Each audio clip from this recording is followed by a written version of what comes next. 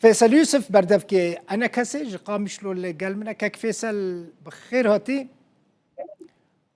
بخير اسفاس ونقيرو اللي قال يكجبر برسين بلندين حكومتها سوري جفيان تدا خوازين كونكريت يعني هبون كو وجهف كربن يعني وانجوا كربن يعني وجوان كربن اسفاس يعني أول يعني هاتنا هو سردانك بو بيشتي دفكرنا بيشتي مني معايا كي دو صالا نودا أباقو لفكرن بو تشاوا تبليبونا ريبابريا د سرانسري وا دبريكو بري ريبابريا خسر تشاوا تبليها بن بسركتيا استاذ عباس حسين بو وباندامتيا هنا كارمندي و اداري جتنا وادبو خست ببيجن يعني كهانا كيجا استيد تبليبوني ده يعني اواقو حتى انها تبلي كرناري ببريق وبري البر حكومتها رازبونك داني شاندان عباس حسين جيفي مسألة تبليبوني حتى انها انه عم بيرد مشين وعم تخازن تمام كن هر آویده و ام قاربن وک بیکات و تمام و بابدورا خواست راحتیه بده انه کسکی گوه بمینه وقت بیجه بی گو رأیاوی بیستاندن بیکاتی سیاسی لجهه دیجی و بگره خواست فين عم بگینه ما اف کمیته یا اواگو بعربی بیجن یا دمجه بو پشتی بیستو نیکن یکمین جارا شاندک اواگو برپرسی اوفیسا مسئله سیاسی پاریزگاه سیچا شاندا خورات به مرد جوی به انجمنان اجتماعی کردیه افتشت باش شلو فكرن باش وياكرن باش كاك فيصل نها دانو ستاندني وين راس الراس لقال الحكومة السورية هنا للشامي يعني ما يعني وقتيكو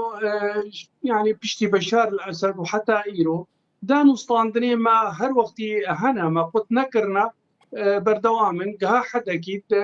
مها دوات صار في صالده مكاريبهم سركومار وزيري خارجيه ببينن انبوار برونن بيشتي ويجارك دي تريب مناسبات ججنان وروزي ام مستوياتي واي اي برفرزدا نهاجي ام تيكل دارن يعني ام دانو ستاندن هنا لهر وقتي نوك جارنا ام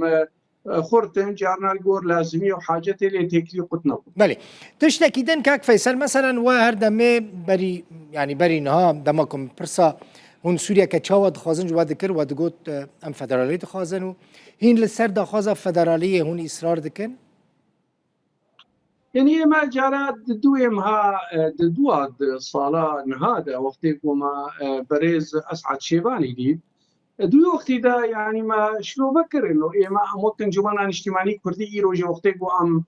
تين وام درونن واونا ام بيكاتك سياسينا ام بشك فرح جملتي كرد ام خدينا جيرا لوكيلي تريجي كونفرنسي 26 نيسان جارنا جين نريني والسروي نزل البون او ياغو نرينا كردي هبش او نرينا كردي هبش ياغو تيدا او جيزان ام جيزان ام سوريا كنا بنديت خازر ام دبينن تشتي السركي هري خرابي قواتي سوريا يجبر بري ريجيمك نافنديبو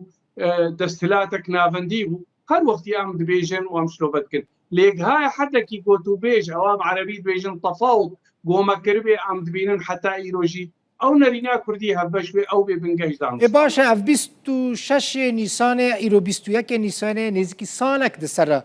درباس بو كاك فيصل وشاندك كردي القامش لو افاكر هون جالي خوفتشن بيدي جالي خوفتشن هون حتى أنا وكشان دك هفجرتي يجرتي نشون شامي برسكريك بروبلم لكدريا كاك فيصل للجموية يا للشامية كاك دلخين يعني إيه ما يجي وقتك وشان تشيبو سوسية مهاششة شاري مهاششة وهذا ديار كرن هر وقتي هنجي دي وقتي ده شان دك إيه ريفبرية إيه هيزن سوريا ديمقراطية أبو وشكاك مظلوم رجيم ابو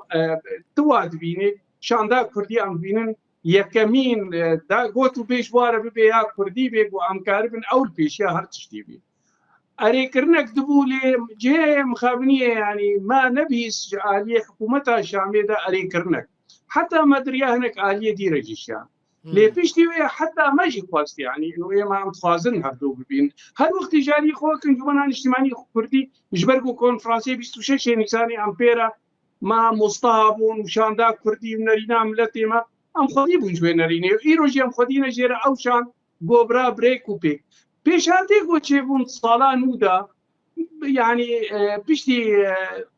مەهایەکێ فژدەیە مەهایەکێ و بیستونەیە مەهایەکێ حتا ئیرۆژی وەختێ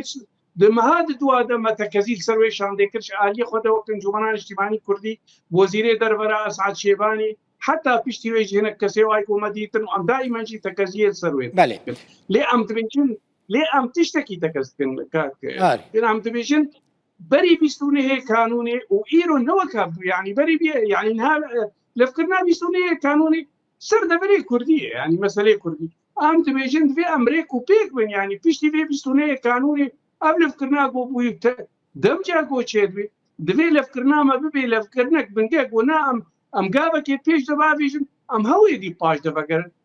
تژمە بە پرسێدان و ستاندن ئیرۆ نابێنە ئەمە و ئالیە دیداهەیە ئەرێ ئەم خوازم ڕێک و پێک بێ و ئەمورۆ یعنی وەختێمە خۆست برنگێک فرمی و نیش دیسەژیان خوازن و دیسەژ مەشکاک مەزلوم ڕە بۆ دوێ ئەم هەفتورە کاربن لەف بکەن سەر دەبەرێ کوردی تمامی ڕێڤەبەری سیاسی وێداوێ کاک فەیسەل پرۆژەیەکە برێز مەزلوم عەبدی هەبوو گوت ئەو دخوازن ئەدیل سەر لێڤەگەرێکە کوردی کار بکەن هیچ هون سەر vê axifîne divan demên dawê de we û Mezlûm Ebdî û hev dîtiye والله دەمێ نوودە و دەمێ کەوندا یعنی ئەسخوازم شتەرە بێژم برێگێک فەرمی و بەلکی فەضائیا وەژی سەر سەکنی دوێ مەهان هات ساڵا چوی دە فەرمی بنویساندی بەری وێمە شەفەهی گۆڵە نویساندی مە نویساندیدا و حتا ئیرۆ جارامە هەفتوو دیتیە ئەم دەبێژن دوێ ئەم لەفکردنەکێ بکەن لەفکردنەک رێک و پێک ئەو لەفکردنا رێک و پێک یا گۆبەرجەوەندێ ملەتێمە و خەلکێ ملەتێمە ئەمژێر ئامادەنە ئالیە دیترێ ئەو پێشەشواتێ پرسی لێتژمت پرسێ خۆستنا گۆمەکری دەرەجەکی هەڤالێمە گوتن اونگەلکی یعنی vê مەسەلێ هەڤالێمە ئەنجومەنێ ئەز دبێژم اون لێت کۆلن تشتێکی باشە ji ئالیە وادا ئەو بێتکنیانە ئەم دیسەژی دبێژن ئەم دبێژن شاندا کوردی دوێ ئەکتیڤ ببێ لێ ئەم دبێژن ئەکتیڤ ببێ دوێ هەر سەر هەر تشتی ئەم لەف بکن و ئەم هەر شان ئیرۆژی ئەسخوازم ببێ بێژم لەفکردنا بیستونەیە کانونێ تشتەکە و پرسا کوردی وەختێک بۆ سووریا چێ بووە حەتانا بشاندا کوردی بنەرینا کوردی هەربەش ئەم پێژن ئەوە پرسا کوردی یا گۆ حکوومەتە بەرێز شەرع واناشی دوێ ئەم بۆت و بێژ بکن بوارە ئەوشی ئامادە نەسەروێ باشە هاجی پێژن مەرسومەی سێزدا نەیادنالیا قەدیا باشە تشتێکی دن کاک فەیسەل حکوومەتە سووریێ ji we xwestiye ku hûn lîsteyeke navan amade bikin ji bo ku di sazî û dezgehên hikûmetê de kar bikin ez yani vêjî zan be êma em gelkî avad kirin ser mesela levkirinekê bi aliyê dîtirê re û em karibin lîsta û her tiştî bi hevdûre bikin ji we hatiye xwestin me nexwestiye em serê xwe tenê hetan hat kak Feysel lê wextê bûya hikûmetê ji we xwestiye ku hûn lîsteyekê amade bikin hikûmetê cara ku em rûniştin bi rêz Esad Şêbanî re piştî wî em bi مبعوثê reîs re rûniştin Ziyad el-Aiş re gotin û divê her tiştî û biqedimênin heta meselê destûr meselê berleman meselê rêvebirî timamî lêş aliyê xwe de ez vê naştera hişkeret kim heta niha me neqedimandiye ji ber ku em rêzgirtinê dikin îrada miletê me re dibêjin divê diriya şanda Kurdî re bî lê hatiye xwestin gotina me erê aha ji we xwestine ku hûn navan amade bikin وهین ناو آماده نکردن هون دبیجن هون دخوازن لگل آلیین دن ناوان آماده بکن اما آلیین دن خو آماده دکه که ناوان لیسته که حاضر دکه که فیصل وستنا عین جمره انه ام تبلی کمیته دستوری ببین ام تبلی ریوبریا ببین ام تبلی تمامی ببین امانه و او آلیات جیب جی کرنی امی چاوا به هفدورکن جالی خود مهنکی بین فرهی دایده لێ ئامادەنە ژێرە نابێ مەژێ ئامادەنە و هەر شتێ مام ژێر ئامادەنە یاگو ئەم بێن دریا فەضائیاوەرە ئەم دەنگێ خۆگەێن عالیە دیژی ئیرۆ وەختێ وەیەگو ئەم قەدیا کوردی خودی منش قەدیا کوردیرە مەسەلا سیاسی ئەم بخنە پێشە ڤا مەسالێ دیترێدا قەدیا ملەتێمە تێک نەچێت gelek spas Feysel Yusuf berdevke ene kesêj bajarê Qamişlo